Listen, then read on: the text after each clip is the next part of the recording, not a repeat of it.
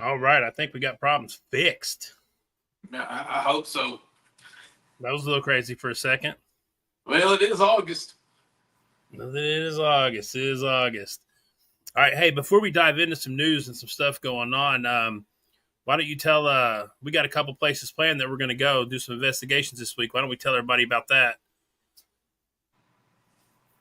Well, we're looking to go back to Casey Cemetery by E-Town, Hell's Gate. I think it'll be my fourth trip up there. I'm not sure. I think it'll be your second or third trip up there. Yeah, my second, which eager to go back up there and stuff. That was the first one we did as a group. Was up there and got a lot of cool stuff. It was super fun up there. Nice eerie kind of feeling. And of course, our nun picture came from there. Still one of my favorites. There, and the other area we're looking at is Marion, Kentucky, the Pilot Knob Cemetery, where we had a lot of activity that night. We picked up. We had a look like a shadow person, and then we had an EVP, and then we had some interaction with our spirit app we were using, where it was telling us people's names that were buried there, and we ended up with two guys by the same name, and then the guy's last name was Johnson, and it said J.O. So we went over, the first tombstone was the wrong guy. We went to the second one, and when it said J.O., it was Johnson. So we figured that's what the J.O. meant. And then after that, it got kind of weird. We kept getting this Amelia came through twice, and then it said visitor. And we couldn't find anyone buried there by that name, Amelia. But it did say visitor, and then that's when we got that shadow. My recorder died, and that's when we got the shadow. Looks like a lady standing there. It's pretty cool. And then we got a couple other places up around Paducah. We're going to try to hit three locations on that night. So we got at least two more investigations before we hit September. Definitely looking forward for that. All right, we'll go ahead and kick it off with some.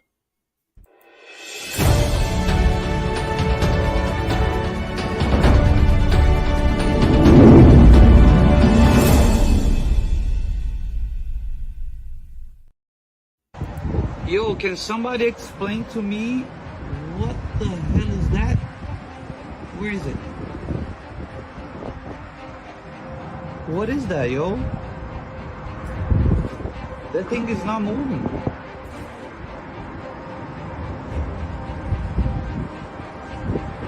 That looks like a flying saucer.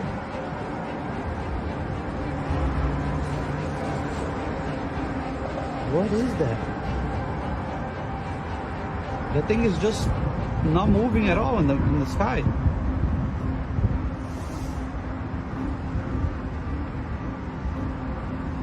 Come closer, you alien.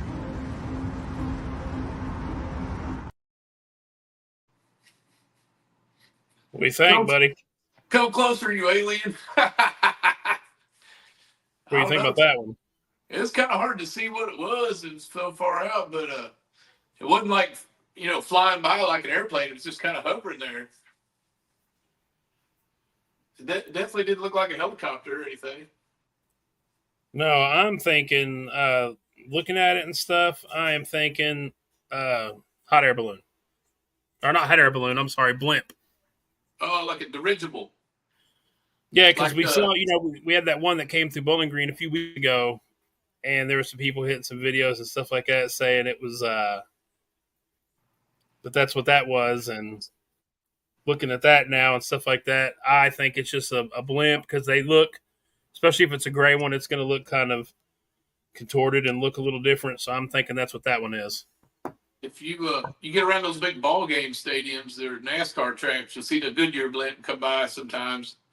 I think Budweiser might have a blimp too, but yeah, they haven't called them dirigibles for a long time. When the old Hindenburg went down, that's why they don't use hydrogen anymore.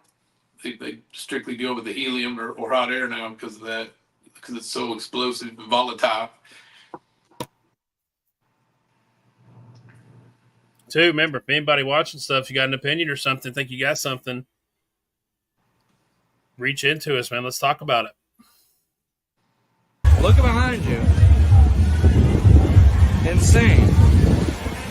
Whoa, did you see that just shoot across? Did anyone else see that?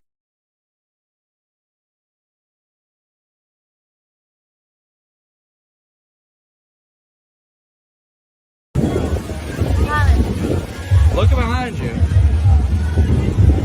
Insane. Whoa, did you see that just shoot across? Did anyone? What do you think you got there? Well, it was lightning in at the same time, but it didn't really look like lightning, and it didn't act like ball lightning. 'Cause ball lightning will come out and kind of bounce around, sometimes hit the ground and whatnot. It just like went shooting by in the middle of the lightning storm. I don't know, definitely unidentified. That one was quick. All right, look. I think it was hauling ass. So this next one, look. So I put this up, and I got a few videos on it and stuff like that. I want to talk about it recently, so I'm not really gonna mention a lot outside variables and stuff like that. But so you know me, I'm out to see something. I'm out. I want to see something. I want to prove something's real. Right. Okay, and I question a lot, and I always kind of tend to the scientific answer to things, and that's kind of how I lead. So me and another person was having a conversation with a third person. Okay? All right. As they were talking, a little bit of the conversation I'm not going to say it got heated, okay, but it started to direct at one person. And out of the corner of my eye, I thought I kept seeing that person's, it sounds weird, but eyes change. Okay? I'm thinking I just saw a little something, put it out of my mind. I didn't say anything about it, right? Conversation went on. So I'm talking to one of the members that was like talking with me, one of the parties that was talking in that group. And at the end of that conversation, at the end, they mentioned lizard people vibes. Now, the only thing weird is I didn't say nothing to him, and that triggered my mind that I swear I saw this person's eyes changing. Okay, and anybody that knows me knows I'm not quick to jump in to believe in things. I'm not fast to say, oh, it's a ghost. I'm not that person. I really want to, and that's why when I first thought that I saw something, I put it completely out of my mind. Are you talking about a real live human? Their eyes was changing. Yes, you saw 100%. Like they went blink, and it looked different, and then blink, and it went back normal again. Yes, man, a few times. So that's what made me trigger some of these videos. I know guys that do lizard eye, like snake eye looking contact lenses for Halloween in a costume, and I've seen guys wear completely black contacts or colored, but to just change in front of you like that's pretty bizarre, man. And I never studied into the whole lizard people and the reptilians and all that stuff. I've never really been into that. I've started looking into it today. Yeah, as I'm just replaying things, and it was weird. I think it was a senator or congressman. They got a video that looked like his eyes, like he blinked and they looked like a lizard eyes, and he blinked and they went back to normal. Like I found a couple. Yeah, because crocodiles and alligators, they have an extra lens that comes over, like when they're eating, so they don't mess up their eye, or when they're underwater, they got another lens that goes over their eye. And then when the lens opens, then you can see the lizard eye, but when it closes, it's kind of like foggy. So they say if there's an alien type being that's impersonating human, that every once in a while that lens pulls back and you can see the reptile eye, and then it goes back, back to looking like a human eye. But it's a retractable lens, just like on them alligators.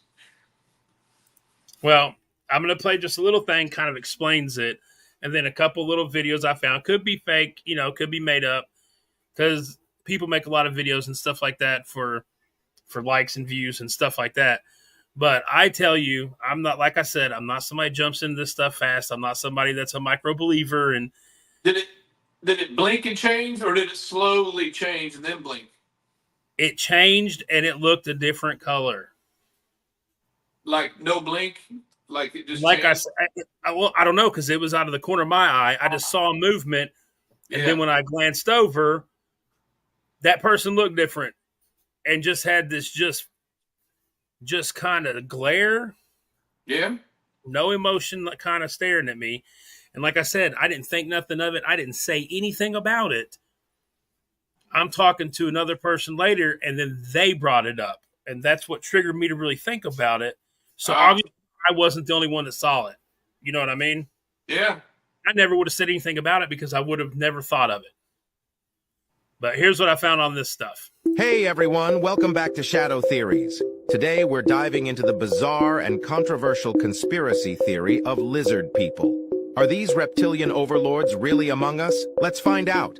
According to this theory, lizard people, or reptilians, are shape-shifting aliens who have infiltrated our world and are secretly running it. Proponents claim that these beings can disguise themselves as humans and have taken positions of power, from world leaders to celebrities. Ever wondered why some politicians seem a bit cold-blooded? Maybe this explains it. The theory gained popularity thanks to David Icke, a former sports broadcaster who claims that an interdimensional race of reptilian beings called the Anunnaki have controlled humanity for thousands of years.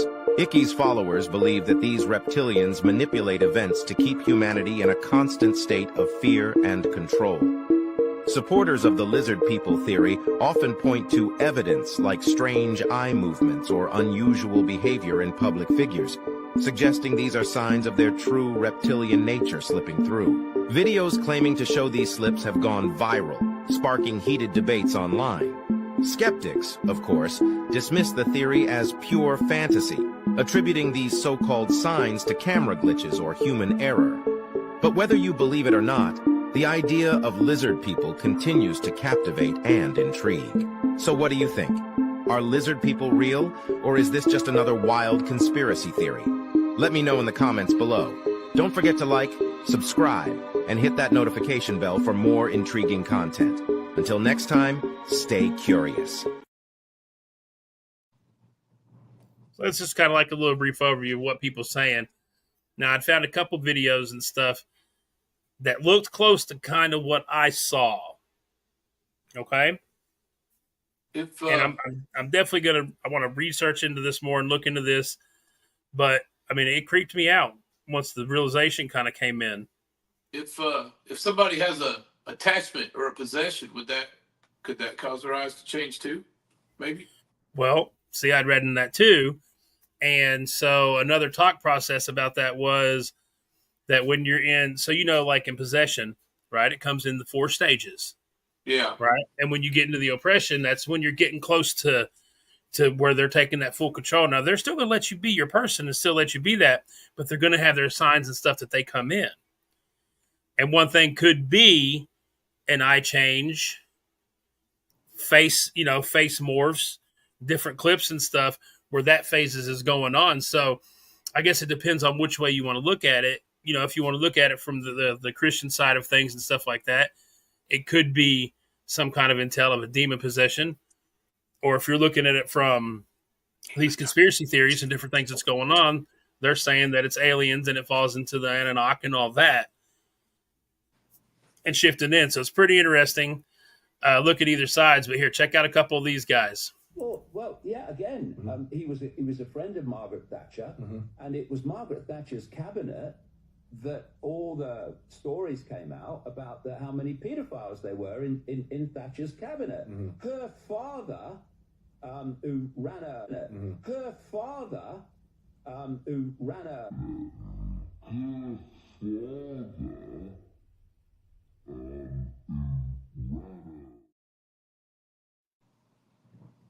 So you can kind of see it right there. That Sliff, his pupil went straight up and down.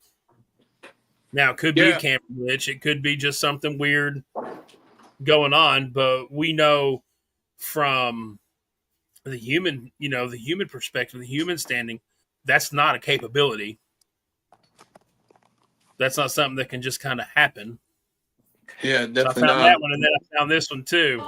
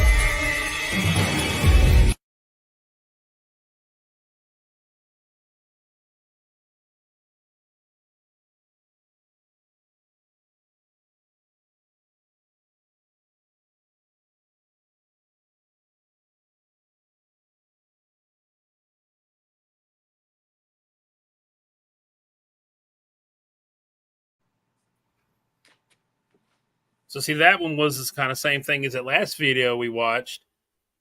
I mean, could it be something going on with the camera? I don't know. I don't know that much about the cameras. Miley's pretty talented.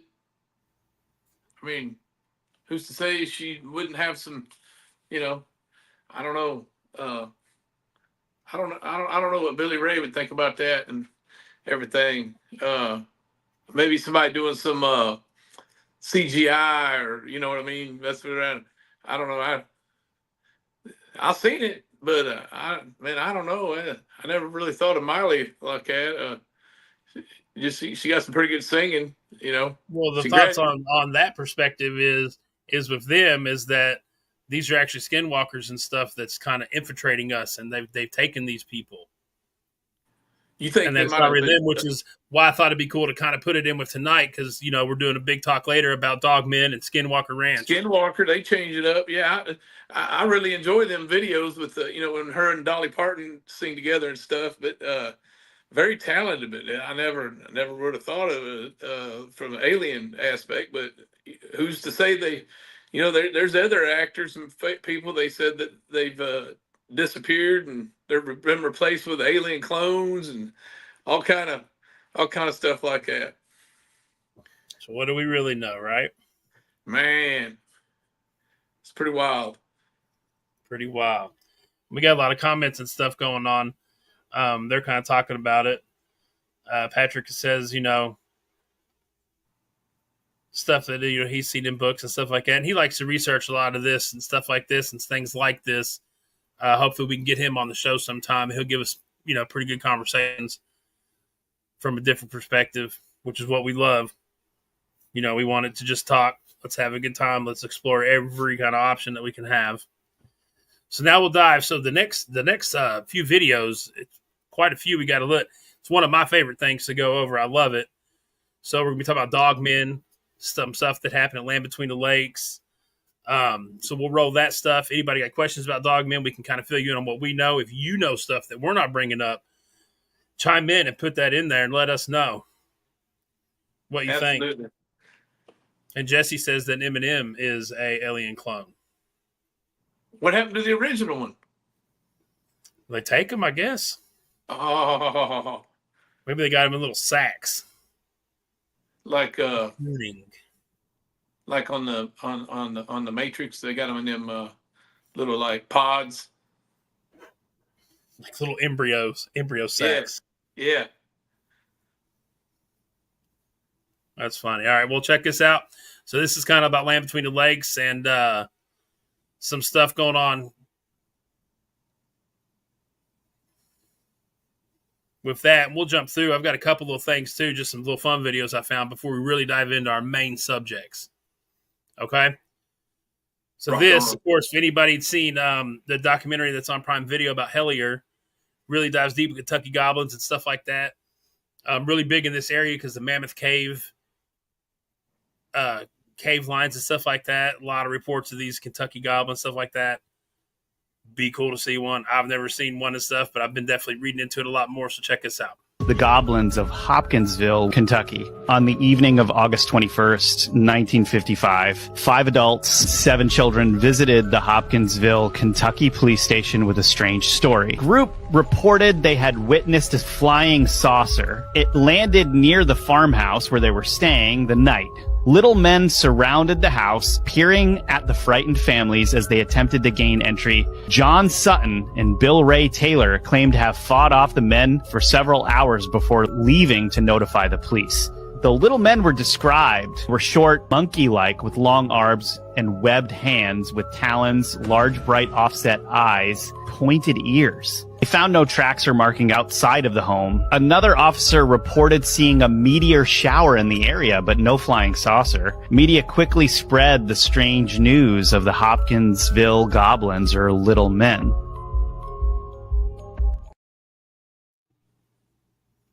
So that's what's kind of weird about that. Like he talked about that the people in their house, this is in Hopkinsville, Kentucky, that they had fought them off, explained how they looked and stuff like that was in the police reports and stuff. But if you watch that Hellier documentary and things about that, kind of has the same thing. A guy said that these things would come at night and that he had fought them off multiple times off the property and stuff. And he explained, he described them as the same way. And all these events and stuff is well before social media was out there. So it's not like these guys could just get on Facebook or get on YouTube and see somebody else telling this story. These were like hidden police reports and stuff that was just in those towns. It's not like they made national news. So to have them being kind of seeing the same thing and kind of going through the same experience is kind of strange. And going through that and stuff, and the pipelines, like I said, going through Kentucky. So they also said that there's it ties into Mothman and different things like that, because these cave systems go all the way up through West Virginia and stuff. Which, of course, West Virginia is a big area for Mothman, and where that had happened. So I found a funny little one there about Mothman. The whole check this out. Go ahead.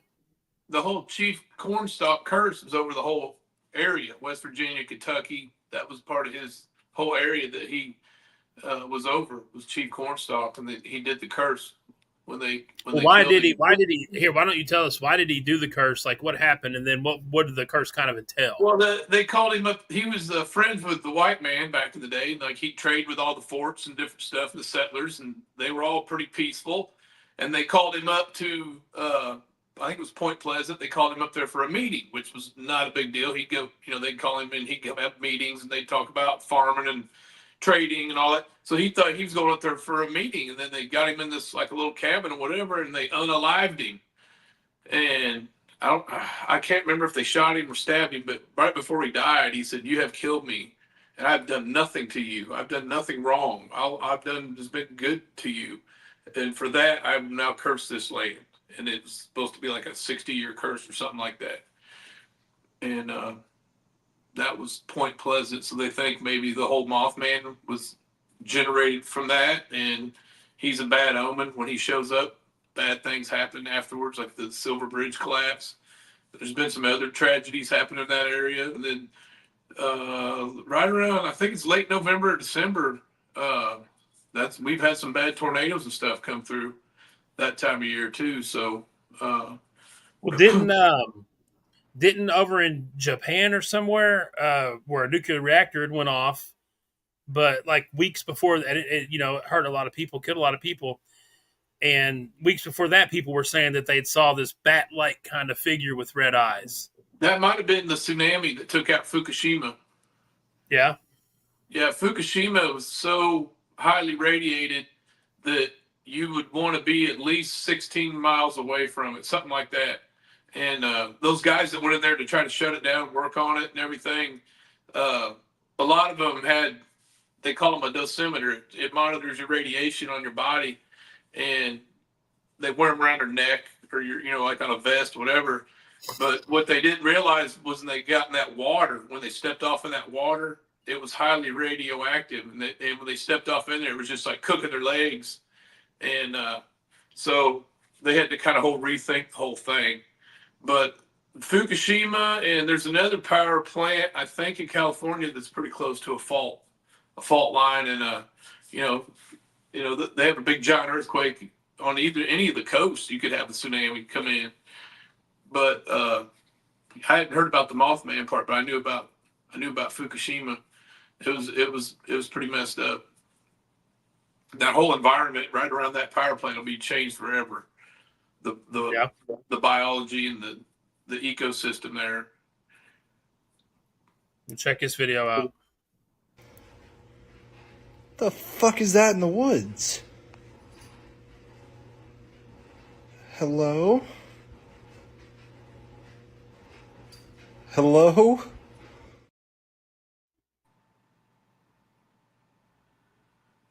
Pretty quick. Might have been a raccoon or something up there in a tree hanging around the tree. It tree. Definitely had a snout. Like you could see it. You could see a snout, and you could see some pointy ears. Oh, well, that could be a big dog or some kind of canine peeking at you through the tree there. But it looked like it was up. That's what I'm saying. It was up in a tree. Oh, they got some dogs that could climb. I know them German Malinois dogs that the police. Or those Belgian Malinois that the police train, those things, I've seen them climb right up a dang wall and jump up and grab a rope and all kind of stuff. Some of them dogs can climb pretty good, but I don't know. That just Yeah, looked like we'll check it out again and see. Check it out again. Let's see if we can get our look. The fuck is that in the woods? Hello? Hello? I think that might be a big cat, Vinny. Like Well, a just big, looking at the rail and stuff, it's going to have to be pretty big. It looked pretty big. that might be a big, like a panther. Because the way it was moving his head, kind of like a cat.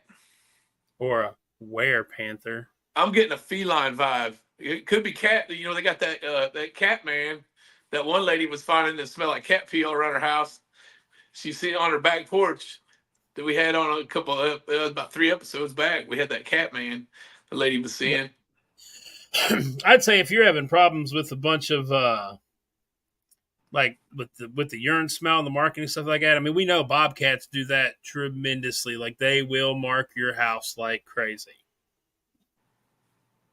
And all around the area, so one thing to kind of look at, I guess. Turn the dog loose out there, maybe he'll run them off. All right, so one of the things before we kind of dive more and we go really deep into the dog man and really start talking about dog man and stuff like that. One of the things, like in our investigators, so you know, me and you had started the group, we kicked it off, we've grown it, it's pretty big now. You took that reign and kind of was the biggest part of that. You make a lot of our tools and different things, you know, more on the tech side and stuff like that. So every week I like to show something that you made. It's super fun. It's super good. So we're going to go with your favorite. We call this the paranormal paramoo. And if a spirit or any kind of anyone comes around and ring the cowbell, then we know something's around. And just in case we don't have enough cowbell, we got more cowbell down here. Guess what? I got a fever. And the only prescription is more cowbell. I could have used a little more cowbell.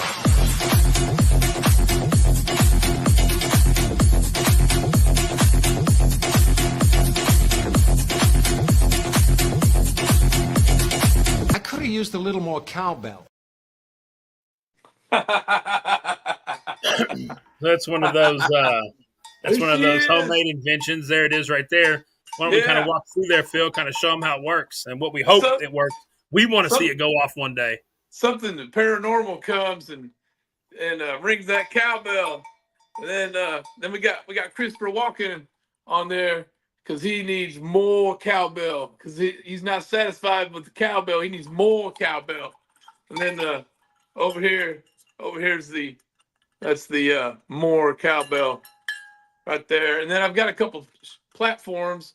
I can set equipment on here too. I can put you could do like we got these cat balls we use. You can put these on there. And if something moves it, or if it don't move and it still goes off like something's messing with the cat ball. These are a cat toy, but we use them a lot for paranormal research. And you can put a REM pod on there, like an electrostatic device or EMF meter. You can take the bells off. You can hang a pendulum on there. There's a lot of different things you can do. You can power it up with crystals and hang pendulums, and so that's why it's got like a shelf and it's got another shelf. So it's a multi-useful device. But I've had several people on my team already told me if the cowbell goes off, they're going to run to the car. And we use we have a lot of the devices like you'll see on TV, REM pods, different meters and stuff like that. We use all that, but we want to kind of invest in making some stuff, things like that. So Phil's really good at making that stuff, coming up with ideas, bumping that out. It's part of his Phil Billy creation lines for paranormal investigating. We like I got these old wood blocks at the antique shop. We use these too. Sometimes when you're in an Estes session or, you can ask them to say, do you see a letter? Can you tell me the letter? And some of these have like little shapes and designs. If we think it might be a child spirit, then we'll try to get out on the floor and play with them like a kid with toys. We'll put these blocks out there. And sometimes we'll put a ball and see if they can roll the ball.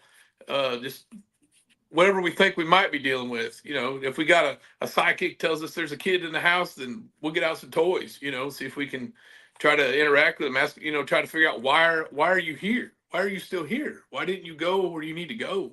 So a lot of unanswered questions is why we do this, trying to understand, what happens. And everything that's paranormal may not be a spirit. It may be something else. It could be like one of your reptilians, or it could be alien. It could be interdimensional. We don't know what we're dealing with. That's why we do this. We're trying to find the answers. All right, let's dive into Dogmen and Land Between the Lakes. On April 7th, 1982, an event happened that still shocks people to this day. I'm Jeremiah from Bigfoot Society, and I share legends, lore, cryptids, and more. We're talking about the beast of the land between the lakes.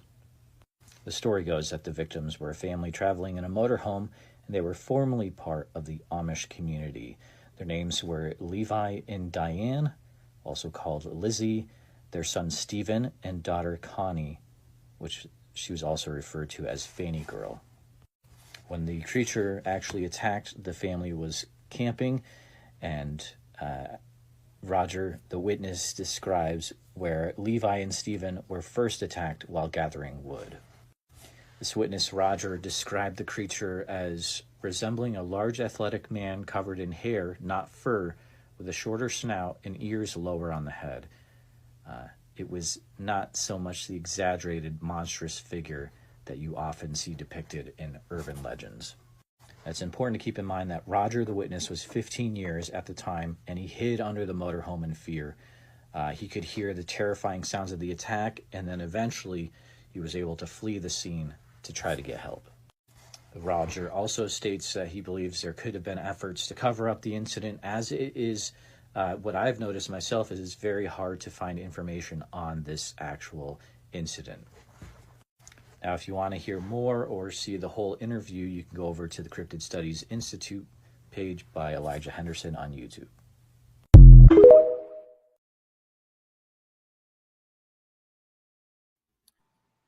So pretty good where he said, that maybe they've tried to cover it up or something. I had a great conversation last night talking to Bruce. He is a demonologist and an exorcist priest that helps us, and a paranormal investigator. He helps us sometimes when we want some help. We got some big questions, we'll go to Bruce. I was having a great conversation with him last night, and he had told me a story about the north side of Land Between the Lakes. So they'd built this big campground. These, at that time, would have been like your state-of-the-art kind of bat and trowels and stuff like that. That family got murdered in that area, like ripped apart. They never found any reasons why or anything about it. But they spent all this money in building this area, and then 2 years later, they totally tear it all down. Doesn't really make sense. And he had said that there's reports of stuff. They had military bunkers and stuff like that there, to where they went in, was actually trying to hunt these things and kill them there. And you can go up in the area now, but why would they spend all that money building this big campground, this big gift shop, this restaurant, all this stuff there, just to tear it down 2 years later, circling around all these reports of people seeing these dog men, these werewolf type things, and then having the reported deaths there. Like, I think it said, like, it ripped the girl apart, and they found parts of her hanging in a tree. So it seemed kind of strange they would tear it down after 2 years for something that was a long-term planned deal. That video you just played, that the boy, was he the only one that survived? Did the rest of them get massacred? That's what it says. Wow. On the report, said he's the only one that survived in the whole case. And his story is that they were at a campsite. They'd kind of heard some noises at night and stuff. The dad chalked it up as being coyotes or just something out in the woods. Yeah. Levi. Then next thing they know, they were in a tent setting or whatever, and things just started ripping everything apart. And he had kind of got pushed aside the thing, and the rest of the family got murdered, and they found him ripped apart in pieces. It was about a year ago down here by Franklin. They had some livestock turned up dead, and it didn't match any kind of a normal animal attack. It made the news. The animals were mutilated pretty bad, but I think it was a year or two ago up by Carrollton. But Carrollton's up there just east of Louisville, and there was something this happened over about a 2-week span, but I don't know if anybody knows anything about livestock guard animals, but a lot of people use donkeys. They put donkeys out there, or they'll put a llama, and the llama protects the herd or the donkey. Donkey will grab up a coyote or a dog, and it's over in a matter of seconds. It's kind of wicked to watch them. The donkey will grab a coyote and it slams it on the ground. It's just over with pretty fast. And same thing with a llama will kick. They kick stuff pretty hard. But in the matter of 2 weeks period, they ended up with several donkeys dead and a couple llamas all up in that area. These are badass protect animals. Like nothing, messes with a llama or a donkey. I mean, they fight off coyotes and everything, and it's like these things, they come in, they found them shredded, so that made the news. That one wasn't covered up, but they don't know what it was that caused this, because something like that just doesn't normally happen very often. That's why you put a donkey out there with your goats or your sheep or whatever. And so that's something I do know about. I know we've got bears in the area coming through. They've spotted one in Smiths Grove and Scottsville just this year, and people got pictures of it out in their trail cams in the backyard. But they said it wasn't indicative of a bear attack either. That the game wardens came in, and conservation scientists and everybody, biologists, and they're like, we don't know what this is. Well, we got another one too. Another thing that kind of talks about the campsite and stuff up there. Here you go.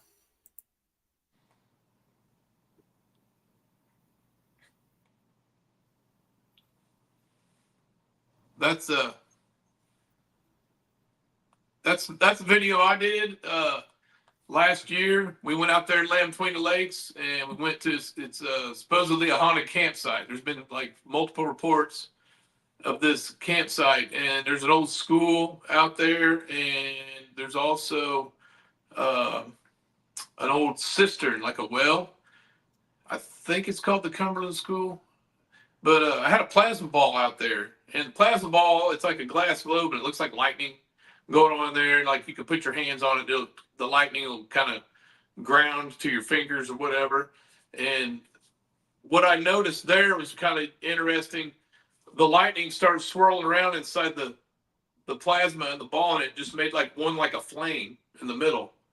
And I've used that thing on several investigations, and you can sit here and plug it in. It'll just sit there and make lightning for hours and hours and hours. But this, I even put new batteries in it, and fired it up again. It did the same thing. And it's like something was controlling all the plasma and put it into one flame, which if you put your hand on it, it'll go to your fingers. You can't do that as a human, like try to make those all go into one like that. I've tried it. If you play that back again, that's what was going on. I was out there in the woods at the haunted campsite, and we stayed up there all night. We didn't hear anything or see anything. I went over and found the old school about 3 a.m. We were out walking around in the woods. I finally found it, and but that was something I thought was really interesting from that whole investigation. I had a couple cat balls go off too, but I couldn't tell if it was paranormal or they just settled in the leaves, or, it got pretty cold that night. I thought maybe the cold might be affecting that plasma ball too. It got down to the 30s. But anyway, that's my evidence that I found. Is nothing too exciting, but that was something I thought was interesting. All right, we'll go through. What we'll do is we'll play a few of these Dogman videos that we'd found and stuff like that. Let everybody kind of take a look at them, see what they think.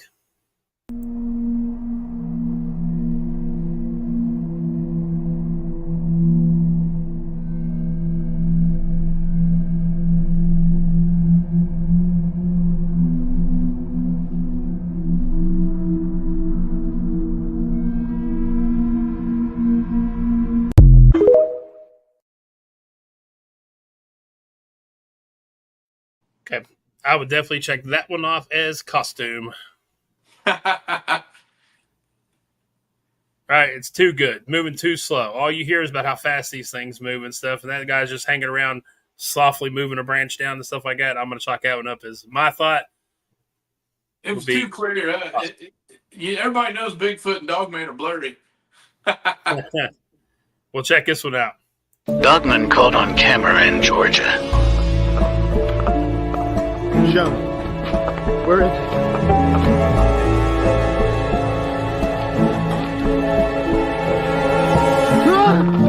Dogmen are said to be able to travel alongside moving vehicles going 65 miles per hour. Did this man capture this speed on camera?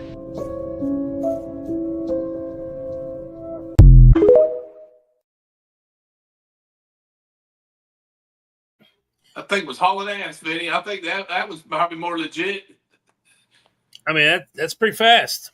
There was a trucker and I think it was Wisconsin or Michigan, and had one come running up the side of his truck, and it was reaching in trying to grab him with his claws, running alongside of him like they're saying, and he ended up shooting at it.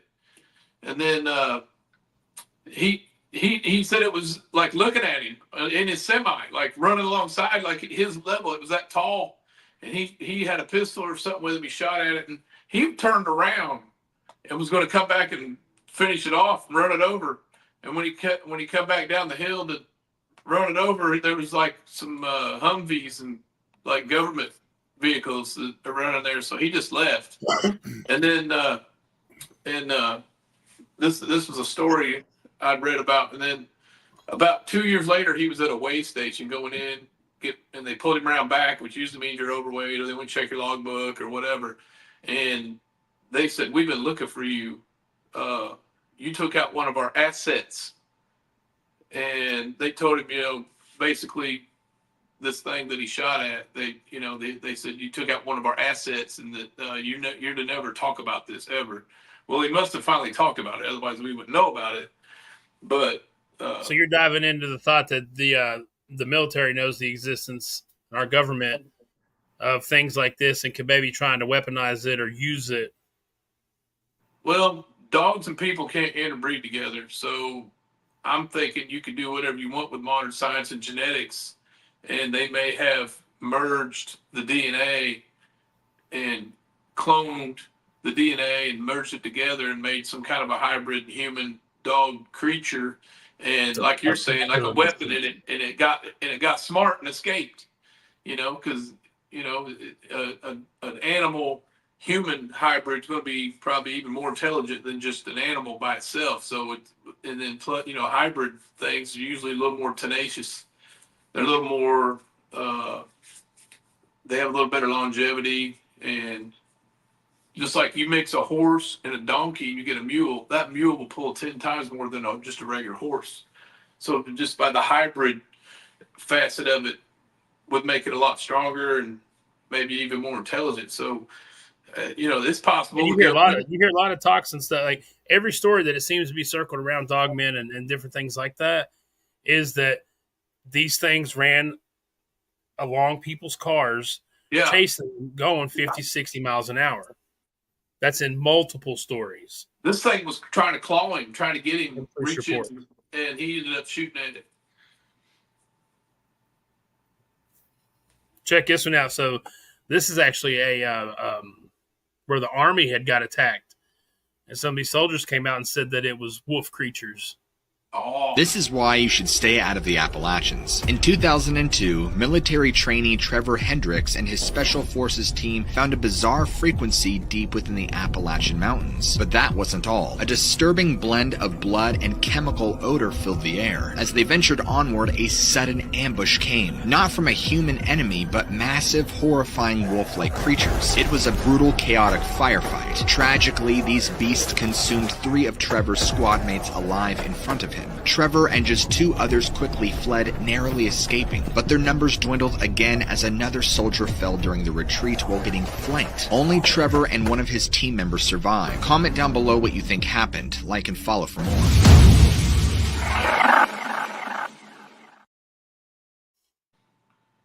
I'd like to talk to Trevor.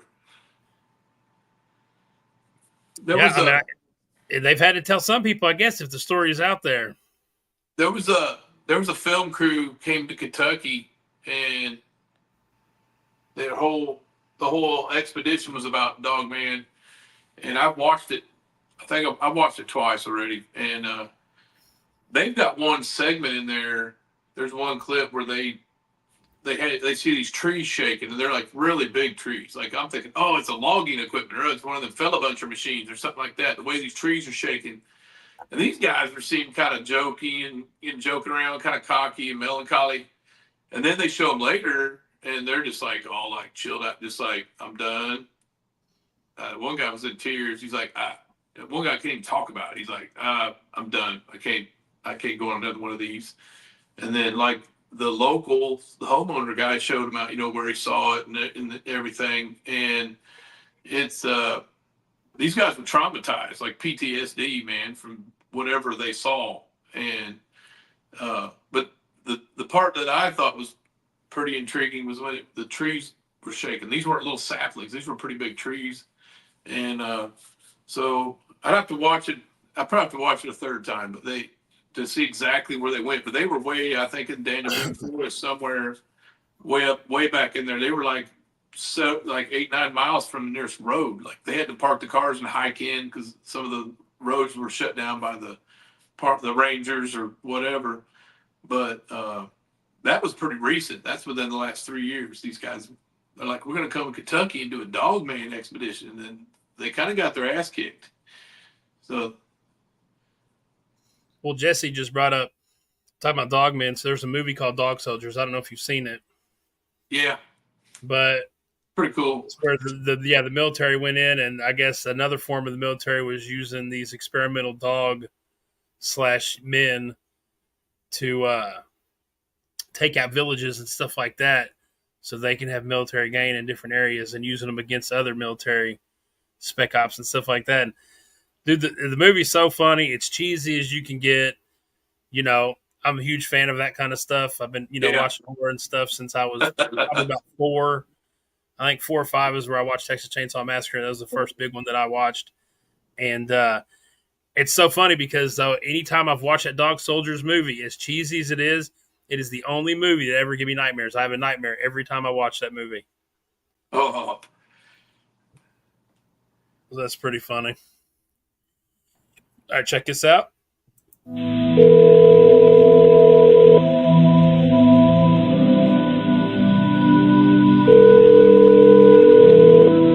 Officer Emergency, this is Kyle speaking. How can I help you? Hello? Something just ran in front of us on the road. We're in the ditch. We rolled over. How many people are in the car, and is anyone injured? There's 2 of us. I don't think we have any injuries. Is the car on its top or wheels or what? No, it's kind of sitting on its side. Hold one moment, please, while I contact emergency services. Okay.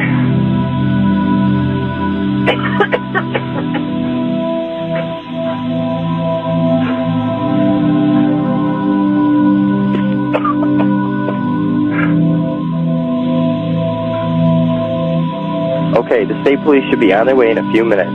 Is everyone still okay? Yeah, I think we're okay. What ran in front of you? A deer? I don't know what the hell it was, but it was big. It looked like a great big dog. Standing up. Was it a bear, maybe? Maybe. Oh my God. Oh my God. Sir? Hello? Are you still there? Sir?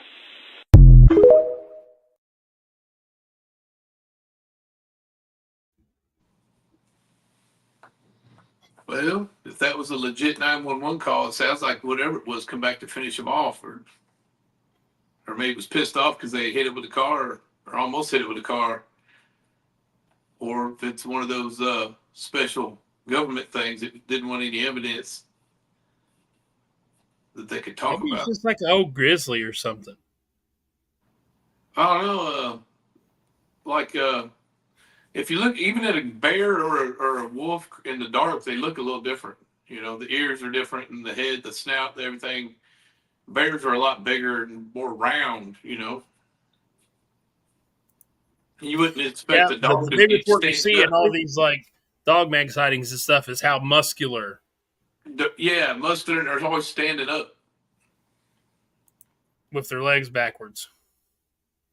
Yeah, I've seen that too.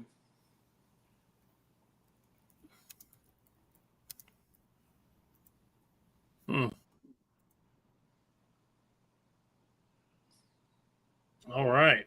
So we've been going into an hour now. Now it's time to really break in what the show's about tonight, what we're going to talk about, which is Skinwalker Ranch.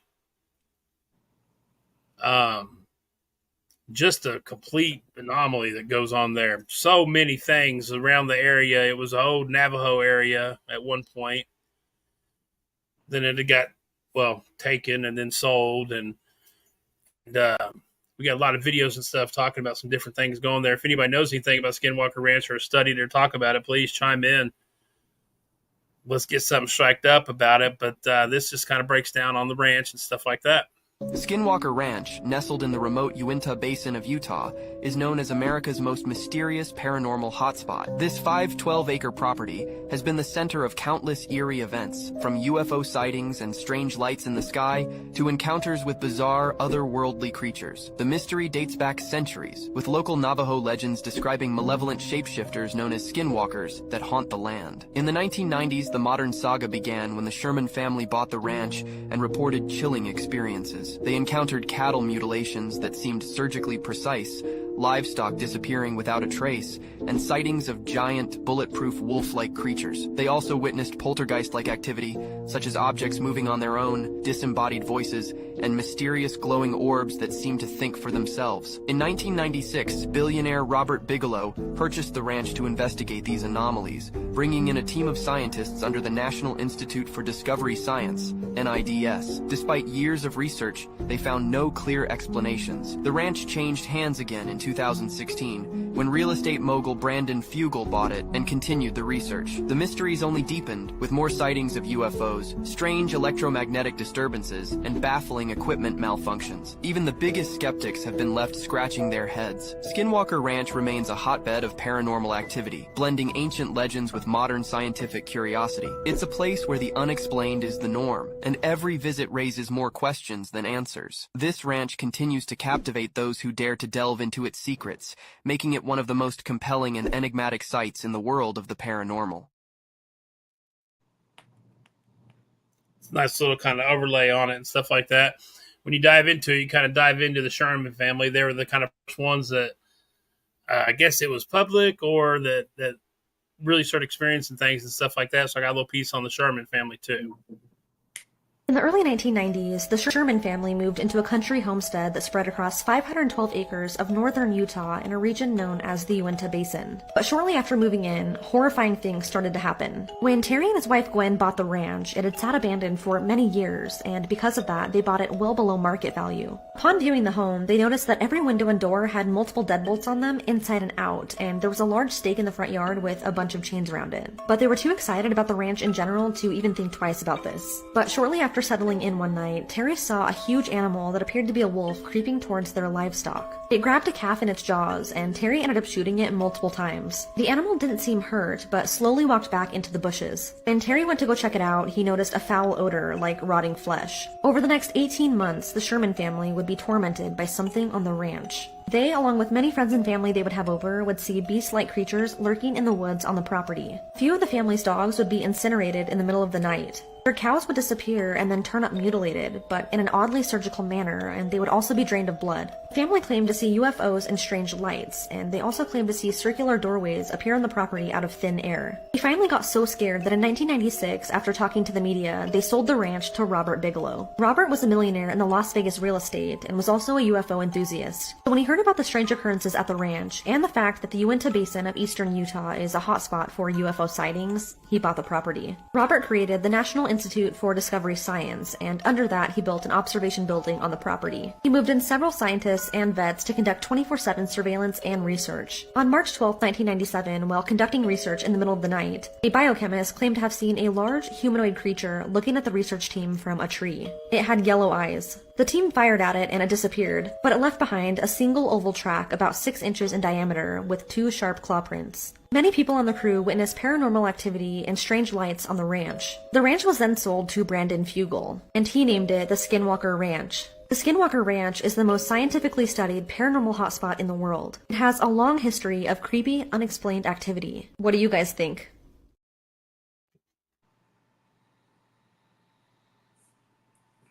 Well, So what you got on that?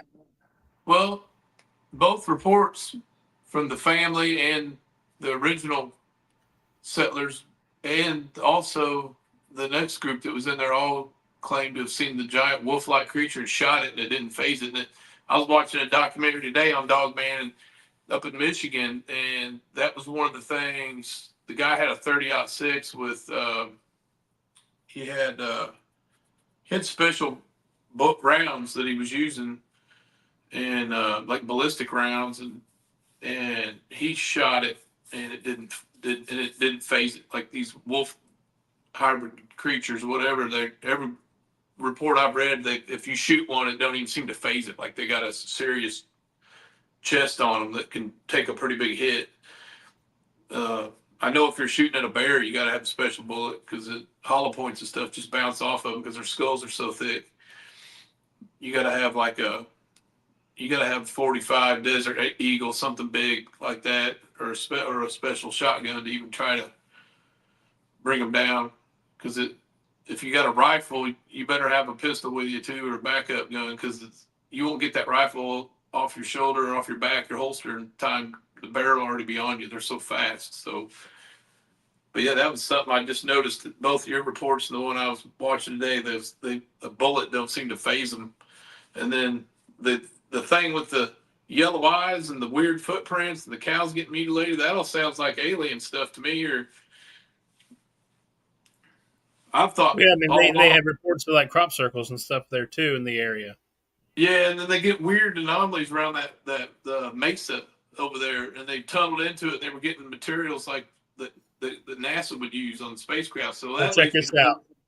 Check this out that you said that. Watch this. I've seen UAPs fly above the mesa, hover above the mesa, fly into the mesa, fly out of the mesa. Are you going to excavate that site? We're working on that. The mesa is a very unstable environment. The rocks, very unstable. Every time that we dig, that we conduct any type of excavation or exploratory activity and disturb the earth, it's very dangerous. We see material come down. It's a dangerous environment. We also don't want to damage the very technology or artifact or whatever may be buried in the mesa that is unnatural, that may be connected to the strange activity.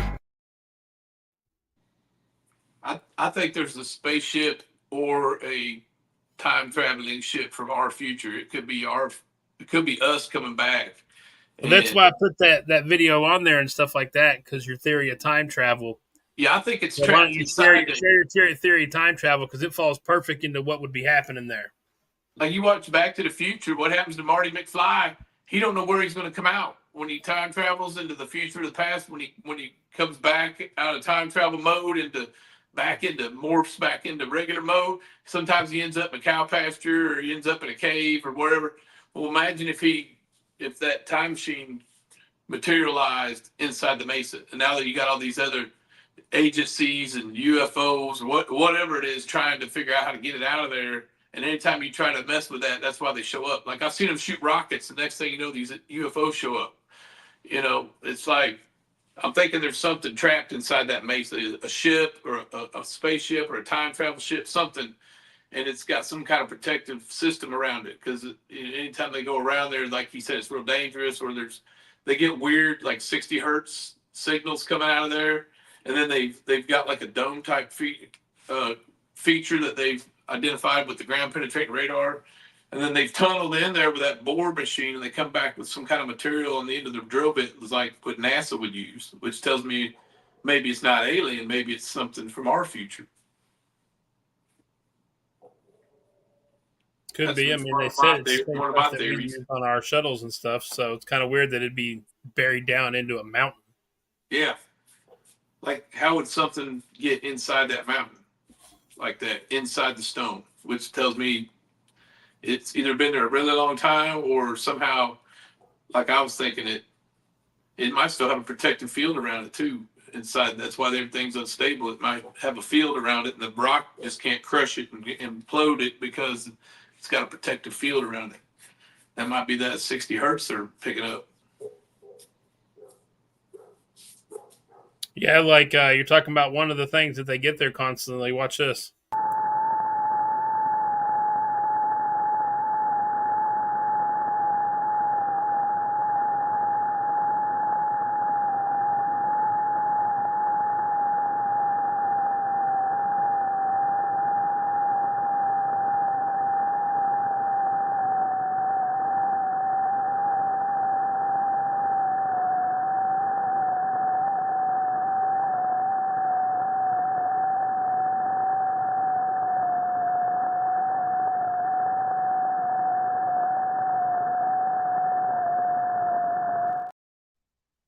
So I don't really run that the whole time because that's what it is constantly. But that's what I was one talking of them that's about. coming out of the mesa there. That's exactly what I was talking about. I couldn't remember what the frequency was, but that's exactly what I was thinking.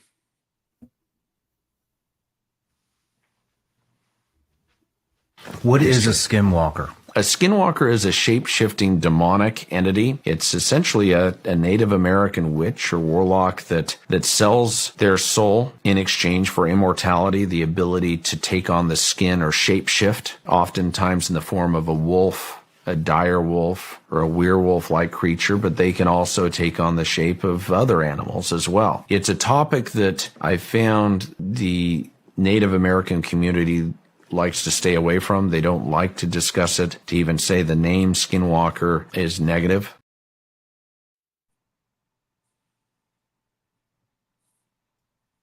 So kind of a little talk there about that. Sounds like a very sensitive subject to the natives. Oh, absolutely. Go check this out. Incredible video trending social media of what looks like an extraterrestrial short gray. Now we also have a picture of this fella at the bottom of the video, as you guys could see. Apparently this home security camera in what they're titling on social media Skinwalker Ranch happens to be this baby little alien that's like 3 to 4 feet. And, you know, many people have claimed to have seen these grays. And sometimes they're tall, sometimes they're not. But, you know, if you look at the pyramids and, you know, all the indigenous people back in the days, they used to draw these grays on the walls of the pyramids. And, what do they have in common with human beings? Is it humans from the future coming back? Comment below.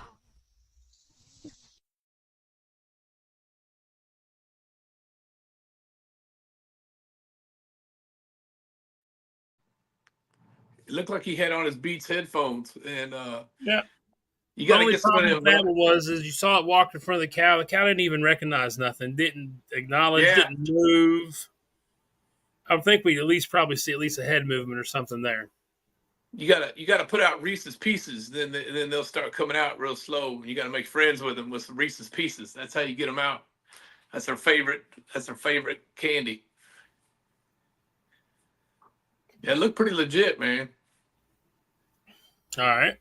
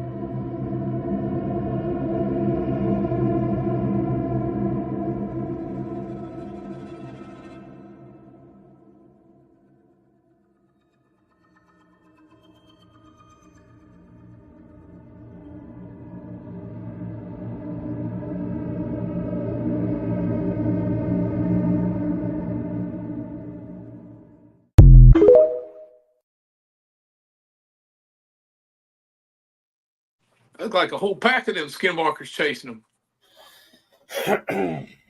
Yeah, I think, call it just me, but I think that if you saw something like that out there, you're not going to hang around for a few. Like you saw a little bit of panic out there towards the end, but they played around for a minute there too. Yeah, he was kind of having trouble getting his motorcycle turned around, and then them things off. Them could have been people in costumes. I don't know. I think if you really saw one, you'd probably be screaming and hauling ass. You wouldn't be, or you might video it for a while. There wouldn't be some hanging around time for sure. No, just get a quick picture video and then haul ass.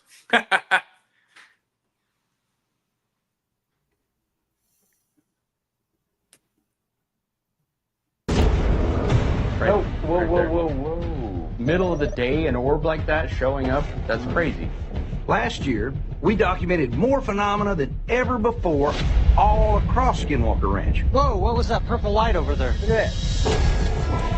What is that?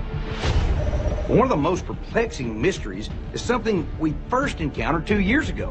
A 400-foot-long, dome-shaped object that's proven to be impenetrable during 2 different drilling operations. But we did recover small metallic fragments in the spoils that, believe it or not, are made of similar materials to what NASA uses to protect the surface of our own spacecraft. So what could this thing be? This year, we intend to find out. I'm ready. That falls into what you were saying right there about your metal pieces. I'm ready for them to find out. At this point, go in heavy and hard. Like, why are we taking so long? How long have they been doing this? Several years. They've been having a show about it. They were doing it before that, but if it's inside rock, the only way to get in there is dynamite. You got to blast and drill and blast. But maybe they're worried or they're going to damage some artifact inside. You know what I mean? That's why that one guy said he didn't want to damage the artifact. That's why they. But at one point, are you like, okay, this has been going on for years. Are we actually going to see something here, or are we just kind of running this to see how long we can get this show to run? Yeah. Yeah. The only way I know to go through rock like this to drill and blast. Like they had this. This is like a. So this is another test that they had done. We're ready to fly. Fantastic. New drone's armed. Turning on lights. Lights are on. All right, we have drones armed, guys. Oh, wow. Look at that. Look at that. Should be just about over the triangle here, guys. Hey, look right here. What we got? Hey, look. We got drones that are out of sequence. Yeah, we do. I just lost 3 drones. Losing 4, losing 5. Well, how many drones do you have connected? So I have 80 disconnected. Something happened because those drones had to return to the ground unexpectedly. So they all landed way sooner than they were supposed to. It's nothing that I can explain.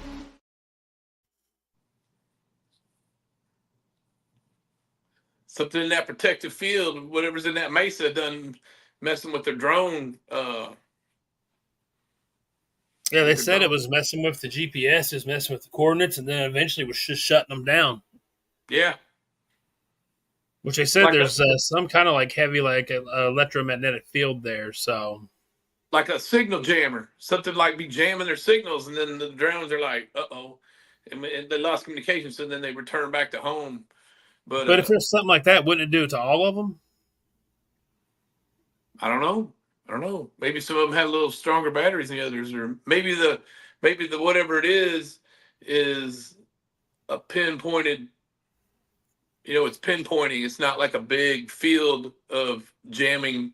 It may be smaller beams that it's that's why it's just picking out some of them.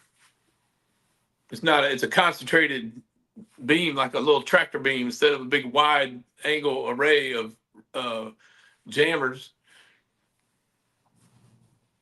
That'd be my theory. If it only picked out some of them, you you get a whole bunch of them drones. Their technology, they're, you know, how many times you get a bad camera or something, you know, and if they're American drones, our American drones, they're proving over in Ukraine that they're not as good as some of the other drones. They're made in different countries. We've actually been getting our ass kicked a little bit on some of those drones. They've had to come back and go back to drawing board. So might have just been some of them were malfunctioning, but they do just fine on those ball games and different big events and stuff. So, and that company, they're known for doing aerial shows with those things. So yeah, I've seen a lot. Like they were replacing like fireworks shows. Yeah, with drone shows and stuff like that. Yeah, well, I think Miami did it. Yeah, I think I watched that episode. I think Disney's using them now a lot. Yeah, they're like Epcot show they do at the end of the night. You'd think if it was like some big mass jammer device, it would shut them all down, but it was just. I'm thinking maybe it's more of a concentrated signal jammer because it was just taking out certain ones. All right, we got this right here. Skinwalker caught on camera. I'm telling you, I'm getting the fuck off, and there's a reason why I'm getting the fuck off, and everyone can either believe it or they cannot believe it. I don't give two fucks, but I am telling you right now, that motherfucker back there is not real. And you can sit on this plane and you can fucking die with them or not. I'm not going to. Bye.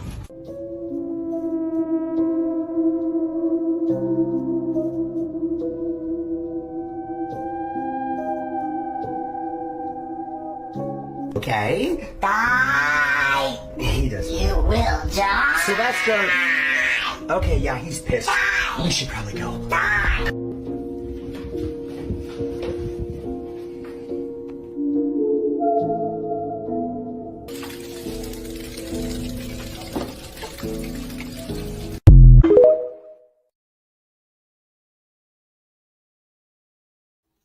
I don't know about them cats, but that lady on the airplane, I think she might have seen somebody's eyes change or something. I mean, she was. Yeah, that's not the whole article about it. So I'd read the whole article about it. So the guy that she was sitting next to was a heavy Satanist.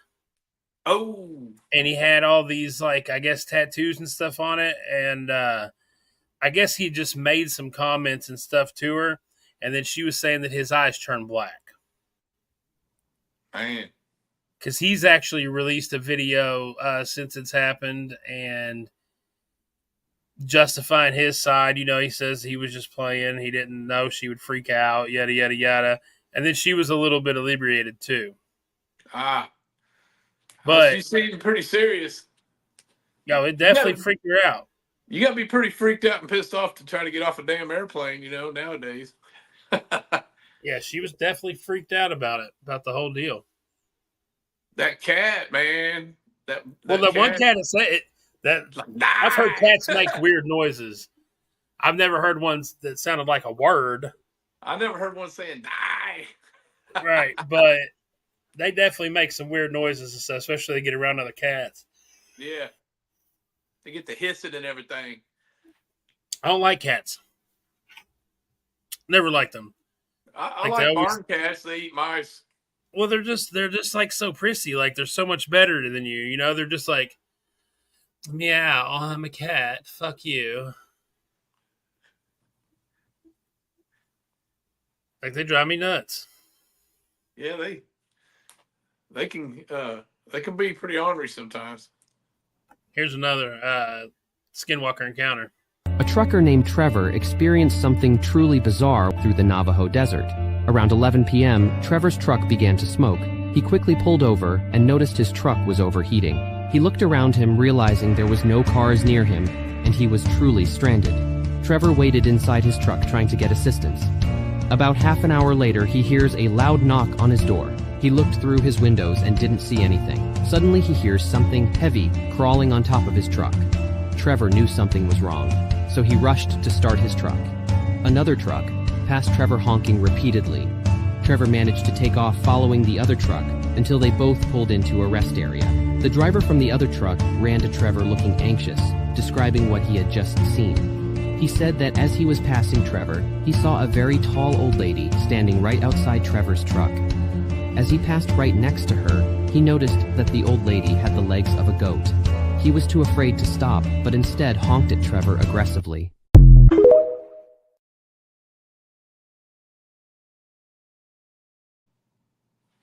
That sounds like Goat Woman.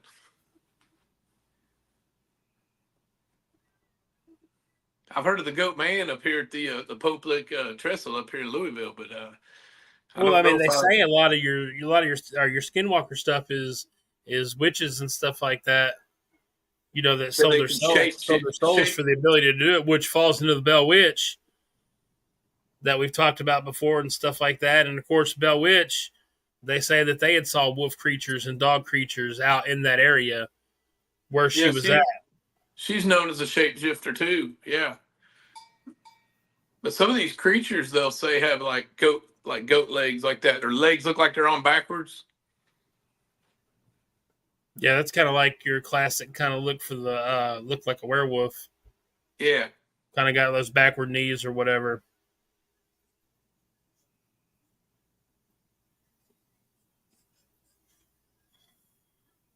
Yeah, sound like that trucker had a rough night. Definitely had a rough night. So, really, just on the basis, that's all the videos we really got, to kind of show and talk about and stuff like that. So, all in all, I mean, what's kind of like your closing thoughts on whole Skinwalker Ranch and all the stuff there?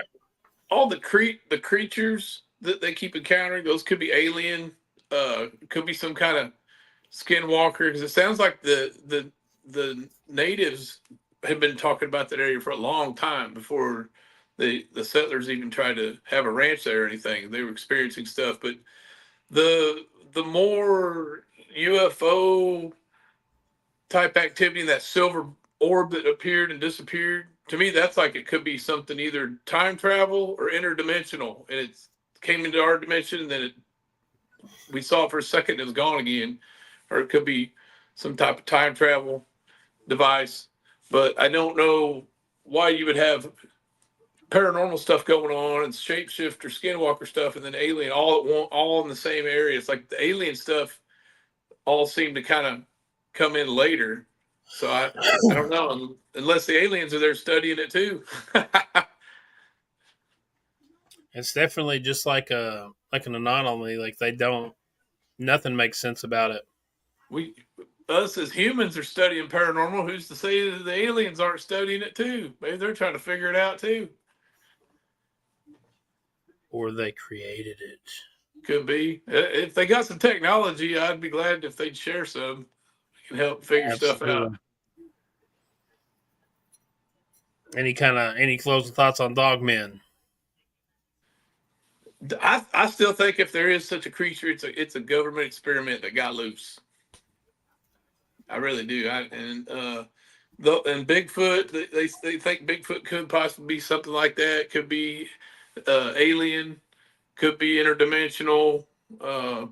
It could be a hybrid too type experiment. But a lot of the people studying it, the scientists, your cryptozoologists, your primate scientists, they all think it could be some type of primate that we just haven't discovered. That they're just really good at hiding from us, and they hide their dead and bury their dead out in the woods, and stuff carries off their bones, and we don't find any evidence of them. But yeah, there's a lot of stuff going on out there. But you get a whole family saying they saw something look like a dog looking in their truck window, and it's run alongside of them there. And, there's a lot of people finding these invisible creatures leaving footprints too. The Skinwalker found footprints, kind of an egg shape with claws. Your Bigfoot leave giant footprints. It's like if there's no such thing, what's leaving footprints? And there's I can't believe there's that many hoaxers out there running around with stilts, and they said by the compression of the ground whatever it is, it have to be like 600-800 pounds. A human can't crush the ground down that deep. So that kind of rules out some of the hoaxers. And then they find the dermal ridges, and they find the arch where it breaks in the foot and everything. It's not indicative of a human, or even if you made a fake one out of a board, it's not going to have all the features that they find on the footprints. I don't know why they haven't been able to bring one in yet, dead or alive. There was one guy I was watching a report. He was afraid to shoot it because when he looked at it through a scope, it looked like a human. He thought maybe it was just a feral human. A guy stayed out in the woods so long he got hairy, and he said it looked like a human face, so he couldn't shoot it. So I don't know. We're going to go back to Land Between the Lakes probably late September sometime, and we'll go back and try again. Maybe try some of the different areas. I mean, I would say definitely want to go up to that North Point where they shut down the campgrounds and stuff. You could still go up there. It's got all access, and that's where most of your reports of dogmen and stuff are coming out of, is that North Point. And then like on the South Point is where a lot of your Bigfoot sightings and stuff like that come out of. So I'd say it'd definitely be cool if you could stay the night at each spot if you're doing a weekend. Yeah, where we went was kind of a southeast spot. We were on the Barkley side, down southeast, and depending on where you go, some of those back roads, they'll get flooded out and you can't get back there. We were going down one road, we had to stop, turn, and go back because it was underwater. So maybe go when it's a little drier. I know right now everything's pretty wet, but that's why we're looking at September. Definitely be a fun trip. Or definite. All right, that's what. That's pretty much all we're gonna have tonight. It's a great show. It's fun talking about Skinwalker Ranch. Definitely dive in deeper into that. Yeah, as time goes on, we'll talk about it again, I'm sure. And definitely Dogmen's always going to be on a mark. That's one of the big ones we like. Definitely talk about remembering stuff. We got the paranormal group too. If anybody's interested in learning more about that or anything like that, you can get a hold of us on social media, Facebook, all that stuff. Podcast, of course, goes out on Twitch, or YouTube, Facebook. So streaming on all platforms and stuff. We definitely want some more interaction of people. So hopefully as it gets out there and gets a little more familiar, we'll get some people calling in so we can have those good conversations and stuff and have more guests on in certain areas and stuff like that. So we get to talk about all that good stuff. That will be all that I have. Phil, you got anything left? No, just I did talk to a guy who claimed to have seen a dogman. He said it was almost like your classic rain and storming. And he's looking outside, and he said when the lightning flashed, he saw it. It was kind of like hunched over and had its claws out, and it looked just like exactly what you think it would look like. And then he said that it was gone. And he's like, the image is burned in his mind. And then I've seen him up at the Crypticon, and he's like, this guy was still talking about it, like terrified about it. And he's like, yeah, he said, I look at going in the woods completely different now than I ever did. Once you have an encounter like that, you can't unsee it. And you're like, okay. So, yeah, hopefully we'll get some more guests on, and we'll go out and share some more of our evidence, some of our investigations, and everybody tune in. Have some good stuff that we pick up over the next couple weekends on our cemetery, kind of little cemetery tour that we're doing. Yeah.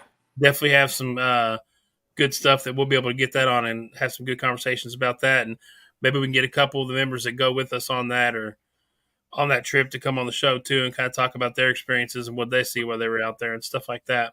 Kind of share their expertise into the matter. We have a couple Reikis and mediums and stuff, so it might be cool to get them on there and talk about it. Absolutely. Yeah, everybody tune in next Sunday, and we'll come at you and have some good evidence. Come on.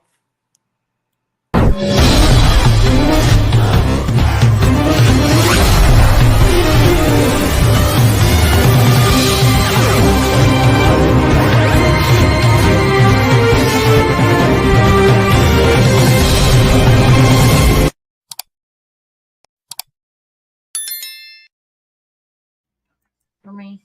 Or do you want to wait until after we eat? Stop.